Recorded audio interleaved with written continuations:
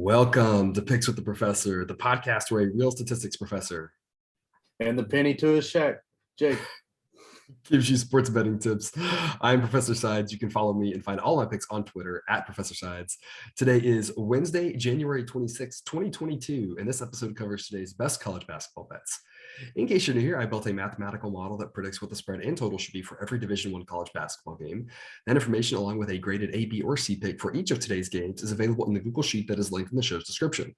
Picks that get an A are the ones I love, picks that get a B are the ones I like, and picks that get a C are the leans. However, please remember that good and bad variance will occur, so as much as I'd like to say the model will be profitable each and every day, that is an impossible reality for any gambler. Jake, yesterday we did learn a little bit, I guess temporarily, about some of the attendance rules in California. I was doing a little more digging on this, and it's like all the universities made independent decisions to not allow fans in. And then now they're coming off of those as they wish, which is fine. They have the autonomy to do that, but it makes for confusing times. It's yet another thing where when we get to finally put this all behind us, it'll be nice. That place was rocking last night. I don't think it really affected too much from a handicap perspective, though, with UCLA winning by 16. But other than that nugget, what else did we learn yesterday, Jake? I mean, like talking about that game, Arizona's offense just disappeared, and I am on the side that it was an anomaly, that this was their bad game that was coming. But did they look bad? Shot 30% from the field and 54% from the free throw line. That's kind of rough. And it's like we talked about yesterday. It was an easy under, and UCLA's defense can be pretty solid, right? So I'm kind of like you. It's a little bit of UCLA maybe getting a little bump in how we view them, but Arizona, that's just like we always talk about, right? You play 30 games in a season, you're going to have 5 where you just look kind of like garbage. That was a bad time to play one of those games if you're Arizona. Yeah, and then I mean, is Alabama a bad team now? Like, I mean, real bad? Because I mean, Georgia's rough. Yeah, they've come to play twice, and against in the Memphis game and now this one. But losing to Georgia, I mean, I know it's on the road. It's just, and that compounds with the fact that they just lost to them in the national championship also. Yeah, so bragging rights everywhere for Georgia.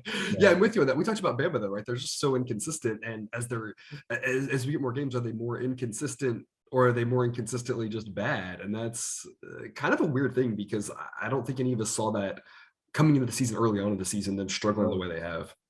Yeah, I mean, that was Georgia's first SEC win since February of last year. Yeah, that's a long time.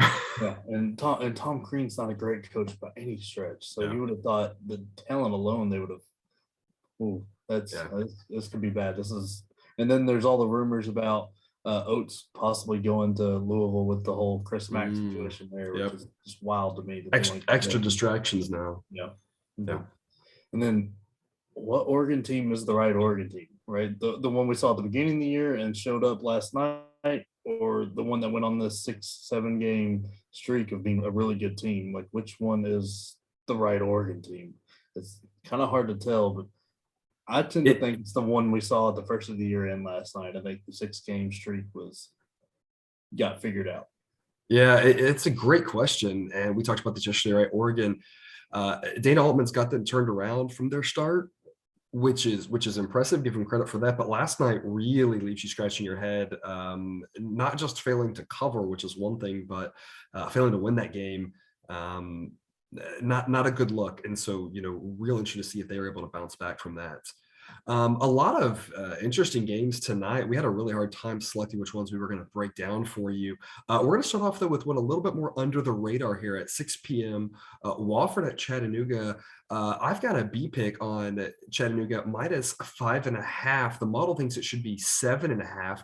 The model 7-4 backing them, Jake. I think they've been consistently undervalued all season. We've talked about Chattanooga a little bit on this podcast throughout the year, so I was hoping you can give us a little bit more insight into why we continue to back them and why people should continue to give them a look as the season rolls on here through the remainder of conference play.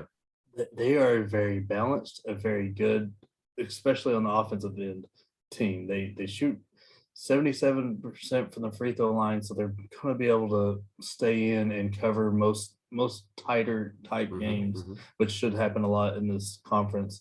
They take care of the ball very well. They rank in the top 60 overall with, I think, just slightly under or just slightly over 10 turnovers a game, which is always very good when you're able to keep the ball in your hand. And like in tonight's game, they rank better in every defensive metric, but they're an underrated defensive team, and they're just a solid team. They've got two really good players, and Malachi Smith and David Jean-Baptiste, or however you say his name.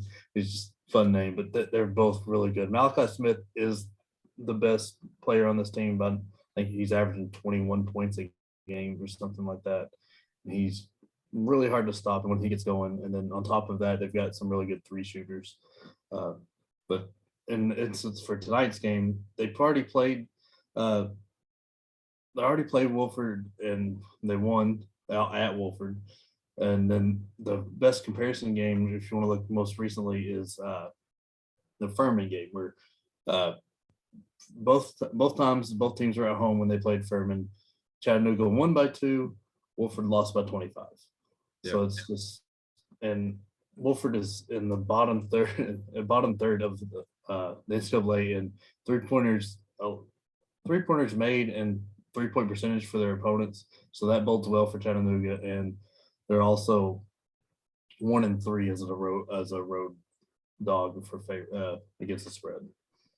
Yep, a lot of reasons to like Chattanooga there. So again, we agree on that one. And a team again that I think deserves a good look going forward in the rest of their conference play. They should be a team that you want to back more times than not until we get to mid early March. 5:30. We're going back in time a little bit here. 5:30 Central Time. Providence at Xavier. One of the two Big East games we're going to cover. The model makes this Xavier -9.5, so it's a B pick for me on Xavier -8.5.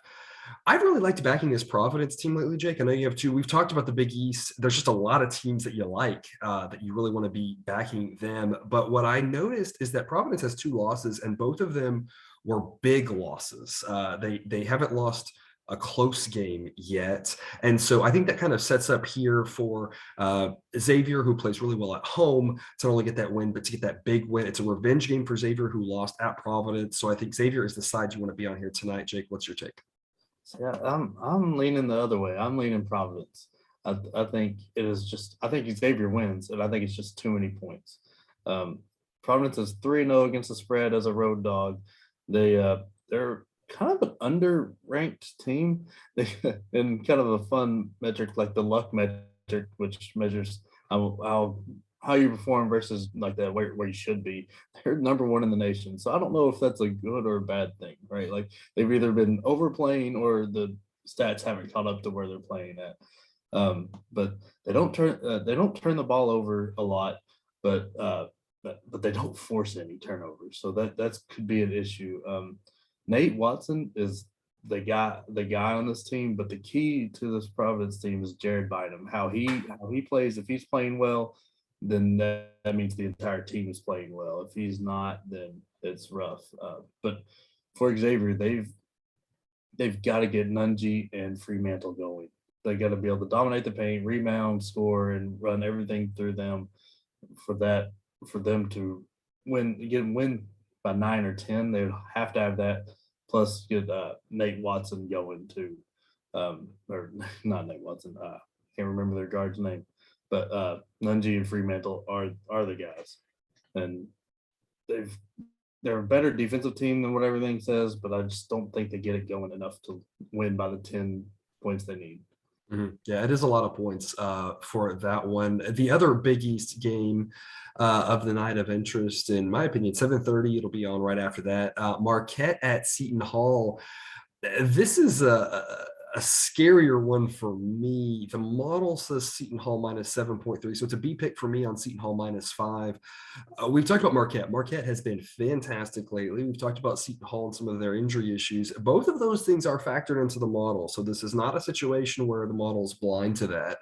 The model knows what happened with Seton Hall in their last game. It knows how well Marquette's playing. I'm on Seton Hall because I tend to think that the only way you think Marquette wins this game is if you only really focus in on the last couple of weeks for Marquette, which is not to be discounted or disregarded, but I think those earlier games in the season are of value as well. So for me, it's a don't overreact to the recent play. Seton Hall's the better team. They're at home. They get the win and they're able to cover that number. But I am a little concerned because Marquette's just been red hot. And so it's a little bit of a, I'm trusting the math here. I'm trusting that the math is balancing the recent play with the overall play. But man, it's not one that I love running to the window with anytime you're fading a team that's playing as well as this Marquette team has played lately. Jake, what's your opinion? Yeah, I'm going to switch it up on you. I think I'm actually changing my opinion and leaning Seton Hall. Okay. I think Marquette's run, they're going, it's got to end, right? Like they can't be playing this well for the entire rest of the year. I mean, they're a very good team, but they're also very Justin Lewis dependent. Or I think it's Justin Lewis, but Lewis dependent. He is everything to the team. He does almost everything for them, and if Seton Hall slows him down a bit, I don't see where they get anything else on the offensive end. And if Bryce Aiken is able to play for Seton Hall, because like 100% healthy Seton Hall team is a very, very good team, both offensively and defensively. And Roden's doing everything he can, being one of the few guys that have stayed healthy all year. But if they can get Aiken back, it'll help him out tremendously, give him another guard to play with. So I think Seton Hall gets it done tonight, especially after that abysmal showing they had against in their last game, Yeah. which started off worse than they made a game of it in the second half, and then it kind of moved away from them. But I think they get it done at home tonight. Yeah, I've got these two Big East games. These are the drop a comment games here. I feel like for the Big East, both of these numbers are interesting. All these teams are interesting. That's the one. Drop a comment on those if you have any strong feelings on either of those two Big East games, because those are again games that I think either Jake or I disagree with or we're a little hesitant on. But I think they're going to be really interesting games to watch. Also at 7:30 Central Time, VCU at Davidson. This is not one that we are a little more hesitant on. This is what I think we both love here. The model has Davidson minus 6.3, so it's an A pick for me on Davidson minus 3.5. I think the home road split really matters here. This game's at VCU. It might be a little bit different of a story, but on the road, I think they're going to struggle. Davidson, we've been riding. I think there's no reason to stop here. I don't think the number's quite caught up to them yet. Jake, give us your take. They're still, Davidson is the play. Their offense hasn't slowed down. They're running, I think, the nation's longest winning streak. They've already beat this VCU team at VCU. It was a 2-point game. So at home, you would think everything would get better and they will cover this number fairly easy. It's like anytime a team shoots the ball as well as Davidson does, it is really hard to count them out. Like just like we were saying with Chattanooga, they hit their free throws at an extremely high rate. They shoot good threes. They don't make dumb decisions on offense. And so, I mean, it could be a tight game up until the last 2-3 minutes, and then all of a sudden they spurt out and they're up 10-12 because a couple threes go their way and a couple fouls, and they finished with a 12-point win. Davidson's playing tonight. VCU's not the VCU of old. They've got a good defense, but their offense is lacking. Yep, I agree. And then the last game we're going to cover here for the night, 8 p.m., North Carolina State at Notre Dame. Model thinks that Notre Dame should be a 7.5-point favorite. So it's another A pick for me on Notre Dame minus 4.5. Interesting note, the model has not had Notre Dame as an A or a B pick this entire season. They really struggled out the gate. We've talked about them once previously. They're starting to play better. I'm liking that the model's really picking up on that. Thinks that they're going to be able to really handle and overwhelm this North Carolina State team. I think if you haven't got on this Notre Dame train yet after that early ugly start, I think if you aren't on yet, now's the time to jump on. Jake, give us your take. Yeah, I love this Notre Dame team.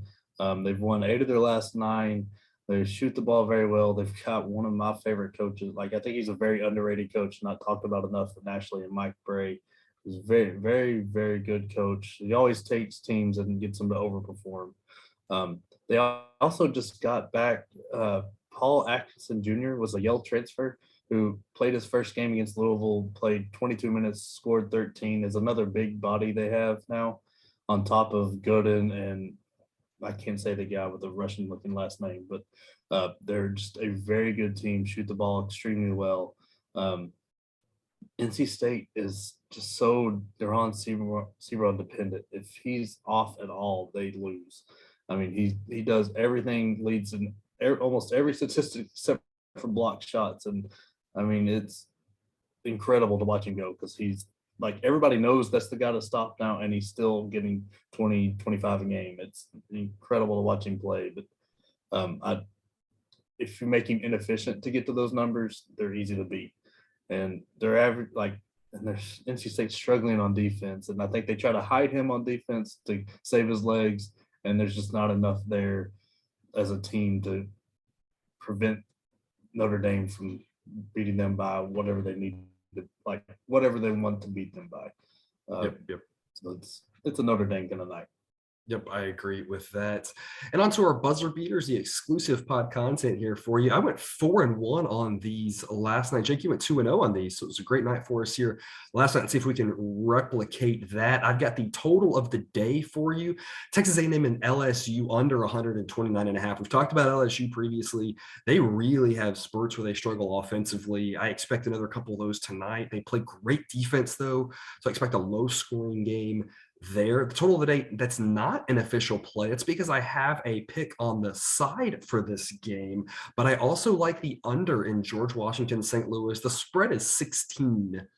So this screams blowout to me in boring second half. That line is 142.5. I think that stays under comfortably in a game that I'm not sure how many points George Washington can score. The A-plus pick of the day I've got for you here, a 9 p.m. tip, late game for you. Seattle -3 versus Stephen F. Austin. This is a game involving teams with a combined 27 wins. So a game that late night you might want to watch. Should be interesting. It's a little bit of an under-the-radar game. But to me, this screams the books just kind of hung the Ken Palm number. Ken Palm, I think, makes it around 3.5. They put it at 3. But I think Seattle's the right side here at home. I think they win this one easily. I think the books are a little bit focused on all the other games tonight and didn't give this game the attention that it deserves. We've got the best B side for you here, 6 p.m. tip, Old Dominion +3.5 at Charlotte. I like them getting that field goal. I think they can keep it tight. Every dog has its day. I'm taking George Mason on the money line +120. That's an A pick for me there against St. Bonaventure. St. Bonaventure's been a good team, but I think George Mason gets it done at home. I think the wrong team is favored there. And the last one, the plug your nose and play them anyway. Maine +13. That's a B pick at New Hampshire. These two teams played Monday. Maine got the outright win at home. I'm not calling that to happen, but this is a low total. Maine plays these ugly, low-scoring games. I think this is a situation where with a low total and that many points, it's a good combination. So I'm taking those points with Maine, as bad as they are. I'm plugging my nose because it's a stinker of a pick, but taking them anyway. Jake, what are your buzzer beaters? I am on Oklahoma tonight. I like them plus the points. Outright, I want to do it, but I'm not ready to pull the trigger for the outright. But I do like the +1.5, if not more. I just don't think West Virginia's got a matchup for Tanner Groves. I think he handles this, and they get their normal play out of their guards. They should be fine. And then I'm on Tennessee, and this might be a homer pick, but Tennessee -9.5 for Florida, especially if Castleton doesn't play, because Florida doesn't have the guards, isn't ready for Tennessee's defense. But I really love that Seattle team. They have done very well this year, and nobody's talking about them. So I think -3 is still. And that Texas A&M LSU under is there should. I don't recommend watching that game. There won't be. It'll be ugly. Offense. And nobody knows if Pinson's back, and then Day's their best offensive player after him is not playing 100%.